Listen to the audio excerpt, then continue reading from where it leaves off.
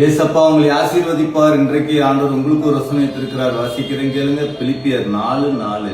கர்த்தருக்குள் எப்பொழுதும் சந்தோஷமா இருங்கள் என்று மறுபடியும் சொல்லுகிறார். சரிங்களா? மறுபடியும் உங்களை பார்த்து நீங்க சந்தோஷமா இருங்க என்று ஆண்டவர் உங்களை பார்த்து சொல்லுகிறார்.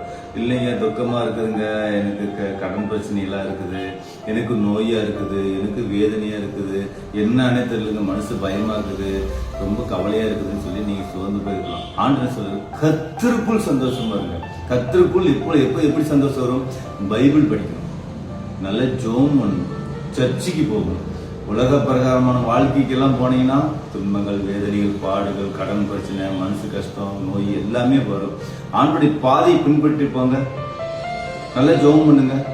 இந்த இடத்துல சந்தோஷம் வரும், நிம்மதி இருக்கும். சரியா? நானும் ஆரம்பத்தில் எனக்கு பிடிச்ச மாதிரி எல்லாம் நான் வாழும் போது எனக்கு வேதனை, துன்பங்கள், பாடுகள், நோய்கள், பணம் பிரச்சனை எல்லாம் இருந்துச்சு. இன்னைக்கு ஆண்டவருக்கு பிடிச்ச மாதிரி நான் வாழும் போது இன்னைக்கு எப்படி எனக்கு சந்தோஷமா இருக்கு. அது கர்த்தருக்குள் ரொம்ப சந்தோஷமா இருக்குது. கர்த்தர் எனக்காக யாவை செய்து முடிப்பார்னு தாவீது ஜெபிக்கிறது போல நீங்களும் ஜெபிங்க. கர்த்தர் எனக்காக யாவை செய்து முடிப்பார்னு சொல்லி நீங்க ஜெபிங்க. விசுவாசமா ஜெபம் பண்ணுங்க. சரிங்களா? இந்த நோய்கள், பாடுகள் எல்லாம் இருக்கு. ஏன்னா உலகத்தில் உங்களுக்கு உபத்திரங்கள் உண்டு. சரிங்களா? திடன் கொள்ளுங்க, நான் உலகத்தை ஜெபிச்சேங்கிறார்.